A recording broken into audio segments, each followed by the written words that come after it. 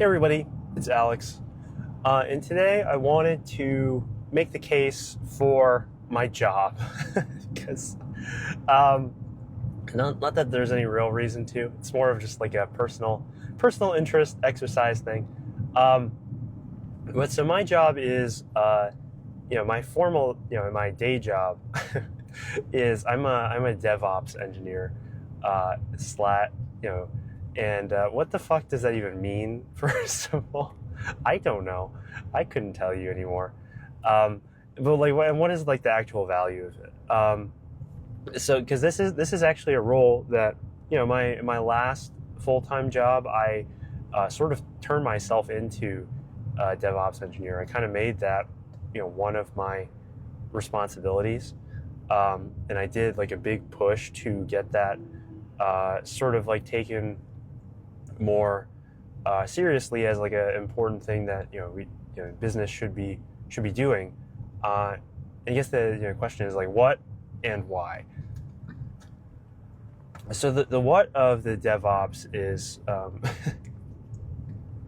fundamentally I think it's about reducing the amount of time it takes to get feedback for developers to go make changes, and making that feedback as high quality as possible, so that you can take full advantage of the software fast iteration cycle, and work as fast as you can, without having to pump the brakes all the time for the sake of quality, because you just can't trust whatever code it is that people are trying to merge into master, right? So what that means in practice is, in my role, I do a lot of things like CI/CD pipelines, which are just like fancy ways of saying it's like build, test, and deploy automation. Usually these are like YAML files, or like they're scripting stuff basically, or you're just chaining a bunch of like Bash or PowerShell scripts together, in order to have like a infrastructure as code process for for getting your software from code change to build binary, to running it through your testing, and then finally to whatever deploy process you're able to hook it up to. And that's all well and good, but there's definitely like a lot of smoke involved. Like in industry, like I think DevOps is like, it's one of those things where it's been really sold, and like certainly I've been bought into that in the past, and have done the selling myself. But I think fundamentally, like whenever you're trying to create like real product level software, you do need some sort of like repeatable process for getting that software out the door. That's kind of critical if you're doing anything that is not just some like that if you're like not just a team of one. Okay, so first of all, and you're not just doing like some like random bespoke software that that has no intention of ever really going anywhere.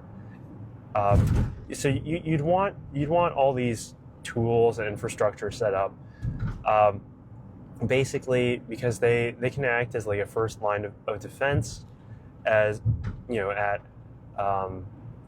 if you get any sort of like bad stuff into your code base. So let's say someone like writes a bug in their like code branch or whatever, and they create like a pull request, like a code review. People look it over like, yeah, whatever, looks good.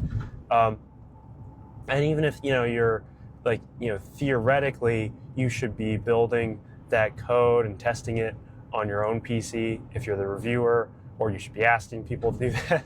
Or you should have done that as the developer putting that up. And like in reality, like basically nobody ever has time to do that shit. So you get like code reviews are famously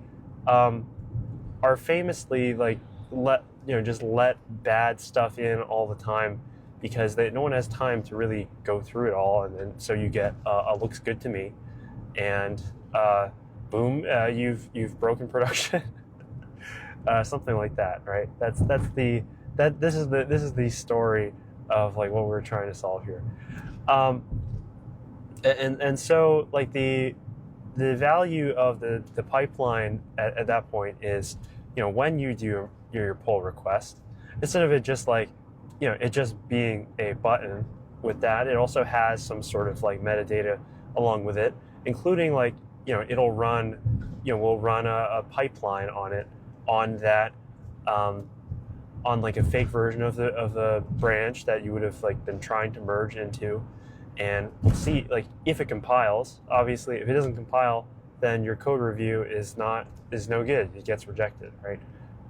So you see that, you would see like, does this pass all of our unit or component testing, right? Whatever automated testing we attach to this thing, has it broken any of that?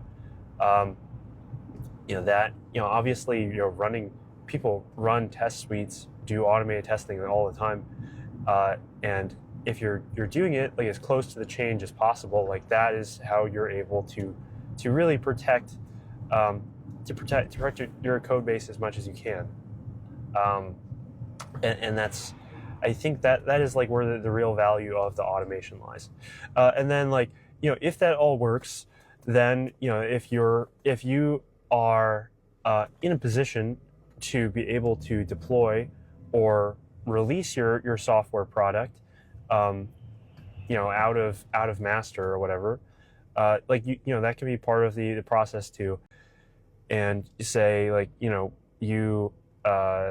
like you're just doing something stupid, like your release process is like you save like a binary, you tar the binary, and then put it on GitHub, on your GitHub releases page, and tag it or whatever, of like that will all, could all get captured in there. It's like on merge, like that's like built into the automation, and there you go. No one ever has to go by hand go create a manual release ever again for your thing. It just it will just work. And so that's like kind of the dream, is that all works, that all goes fast enough, where it's actually useful for a developer and or reviewer to be using, to check out their code reviews, and it has like enough of these useful features and checks in it where like the past success state of the pipeline is actually representing as close to the fully checked out like quality of code that you want to be shipping as you can, right? That's the vision of the CI/CD pipeline. And so what actually in reality kind of like gets in the way of that? So I think there's like a number of problems with trying to get these pipelines working and establish them as like a useful gate like that. And number one is that it just costs engineering time.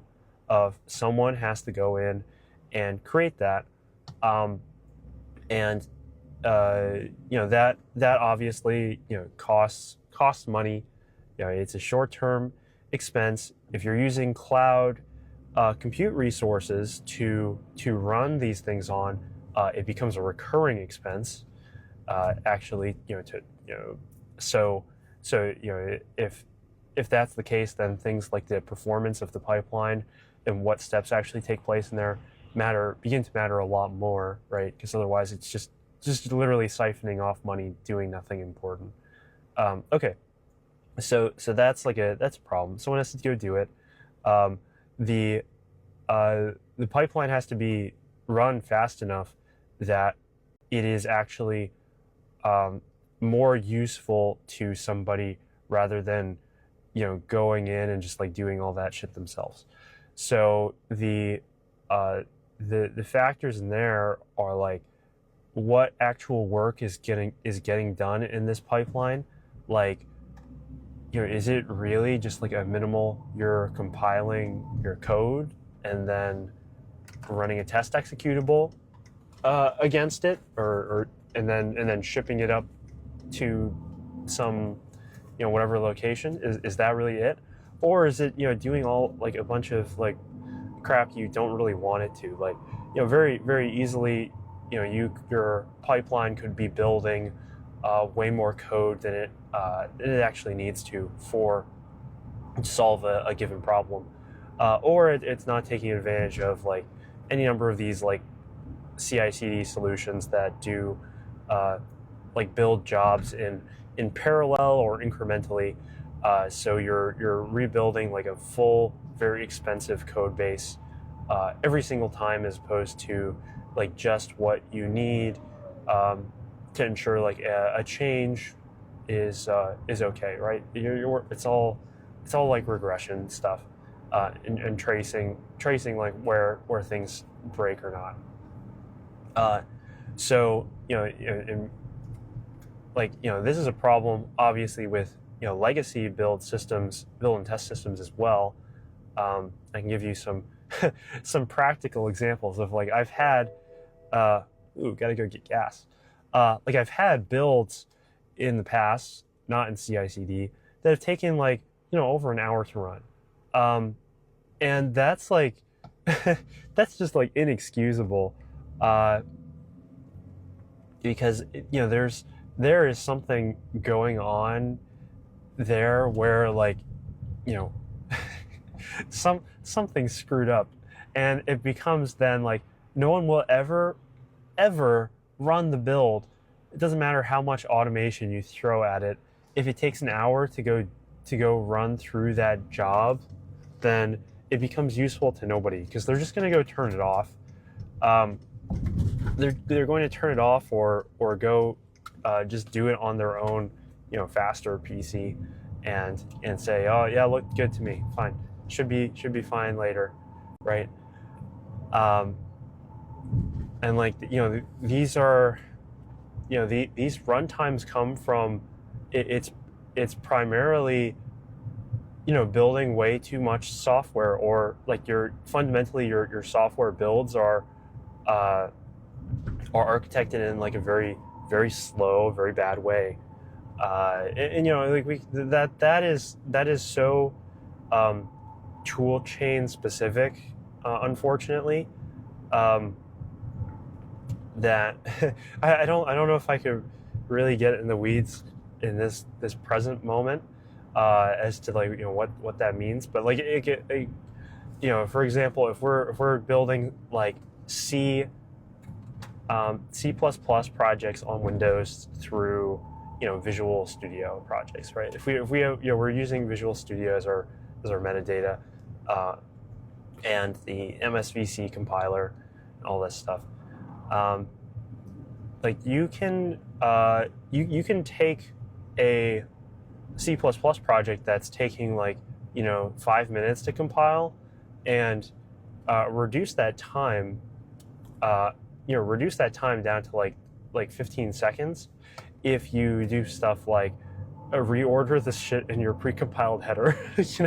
Like that's the kind of level of of nonsense that we're talking about here, basically, is like those like that, like if you get into the weeds of it, like that is and like profile where your build time is coming from, like it will turn into crap like that, because like a lot of these compilers are just not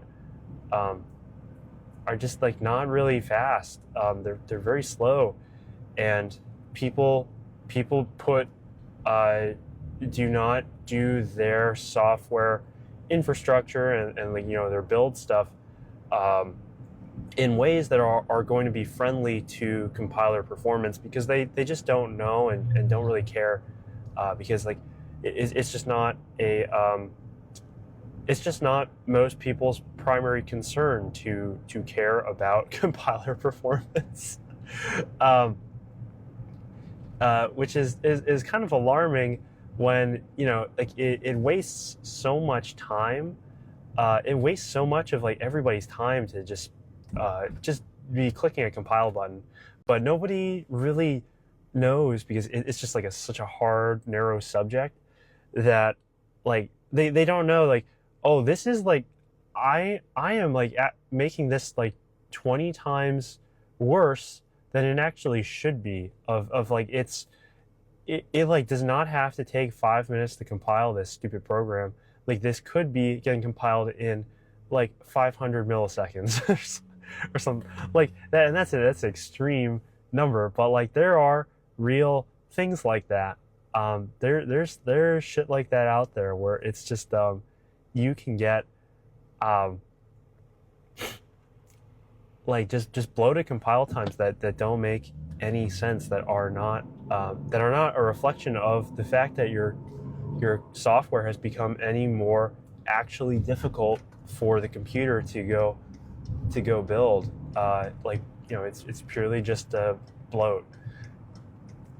Yeah. So that's, you know, that's like one reason why I have a job. I guess. Not that I'm an actual compiler engineer, but like, you know, like I am like the particular kind of obsessive where I will try to drive down that compile time step as much as possible, which has been good actually. Historically, that's been very. It's been useful, and it has helped in like, you know, bringing this stuff, like the costs of getting stuff out the door way down, right? But that's the kind of thing we're looking for. But yeah, so that's where things can get really slow. Either there's a lot of work, or things are just your software is just like is pre-pessimized, you know, as Casey Muratori would say, to generating a slow build for whatever reason. And you know, it's just like there's not a good enough sense in the software industry of what a reasonable amount of time it should take to build a piece of software is. So you know, you do not get enough people caring about it. Anyway, and I mean, next is like, you know, after your like build, you know, your build also, it can just have a lot of slop in it that you don't need to be doing. Like moving files around, you don't need to, like, you know, this is all like trying to do the minimal amount of work possible. And that's why, and this is where I think DevOps really, like if you look at it, like this, like the whole DevOps thing, it really just, it ventures so much into like the snake oil and like creepy and like creepy territory of people like promising the moon, and when, you know, like really it's just like because like there are a lot of free wins to be gained just by having a competent build engineer that like knows what they're doing and like cares about like performance and quality. But it you know, it gets wrapped up into like lean and, you know, value stream mapping, and like some of these things, like you actually like it kind of makes sense. So there's like, so value stream mapping, in case you're not aware, you probably aren't, but it's like the process of like, you know, you find end to end like how your product generates value, of like how you take in like work input and then turn it into, you know, that useful output. So for software, that would be code change, or actually before that would be like idea of some, or you've like ingested a bug request or something, you know, whatever it is, to delivery of that updated software that has that change in it. And so in there you're codifying what is basically the, you know, your development and release pipeline, you know, in some sort of like woo woo woo like manager speak, and then the DevOps guy actually goes in and like turns that uh, into a code process, right?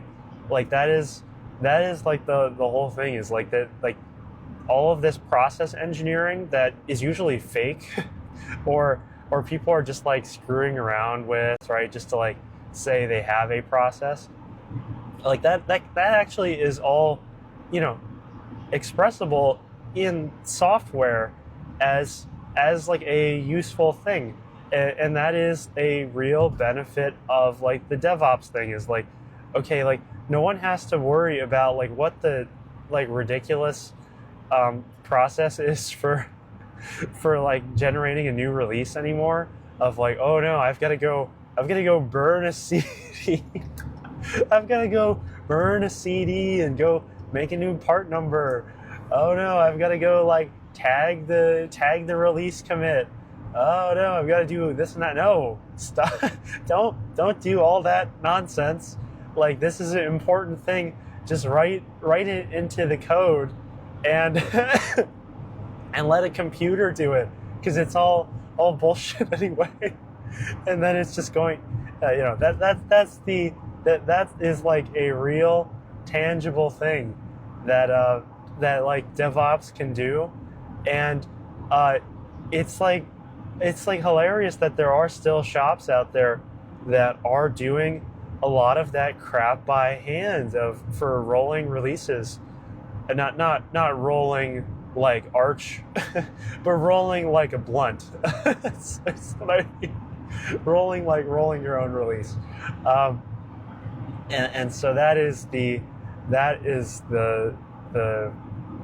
thing there, because like, you know, once you take humans out of the loop too of doing all this like this manual bullshit that you don't want to do, like you remove a lot of these sources of error. And like there's tons of sources of error in computer automation, when like you have an environment not right, or like someone actually broke the code somehow and like some sneaky way that's not just going to appear in compiling. But you know, like you can get, people are willing to trust like a computer that ran like a fleet of tests and says it all passed, a lot more than like someone just like who just ran all that shit on their laptop, because like, you know, again, also, you know, like, you know, with this sort of pipeline automation stuff, you can have more tightly controlled environments that your build and test and deploy is all running on, of like, you know, tightly controlled, highly reproducible environments, where you can hypothetically eliminate the it runs on my machine problem, right? And that is also very high value of like introducing the real trust and traceability into like the test results of a code base, of like you can actually, without generating like a like an almanac's worth of paper, go do this, you know, run testing on something and like have the confidence to say that we ran this test on, you know, build 32.69 or whatever, and you know, build 32.69 passed, 32.70 introduced this failure into it, so it must be in this one commit between the two that caused the failure. Like that is the only place, and we can see that. That is such a powerful thing. And again, like this is all just like CI/CD stuff. And I think, you know, thankfully, like CI/CD is like a very widely adopted technology now. And I think people do understand a lot of these reasons why it's valuable. But it can become so very quickly useless if it is like sloppily designed and slow, if it's not consistent, if it's not fast, then it's not useful. And it's like it's actually really interesting, because you would think like this, like, you're a lot of this build and test stuff. It's like shell scripting, right? It's all shell scripting shit, and you would think like, oh, there's like no way, there's no way that like this would matter. Anyone's trying to do this fast, right? But no, it's like oh my god, because like the amount of like value you get out of that information, and like the fact that your infrastructure is actually reliant on it, like that makes it so that performance and consistency of the automation itself are key, are super high high consideration, and that is and maybe even like, and if you're in like some big team setting, like it's possible like that starts to matter before your people ever even care about product software performance, right? Because it's visible, and it gets in the way immediately of like developers trying to do a merge. if your stupid pipeline takes like 45 minutes to run, it's immediately a problem. So yeah, I think that's my kind of spiel of like why DevOps is like a useful job, even though like I've had a lot of problems with it. Of like I've seen a lot of the good and a lot of the bad, being working that job. I still believe very deeply in the fact that it is useful work for people to do, in that ultimate goal of having the best possible, the lowest friction like develop and release cycle with the as quick feedback as you could possibly get. Like that is just so supremely useful, that anytime I don't have that, if I'm on like whatever project I'm on, it's like I'm craving that, and it becomes like a miserable thing to work on if I just cannot, have these reliable, trustworthy builds and tests coming out of it. So that's my rant for today. Excuse me. Thank you for watching, for listening. I hope that you have a fantastic rest of your day. And yeah, pay your DevOps engineers more, everybody. I don't know. I get paid pretty well, but pay them more. Thanks.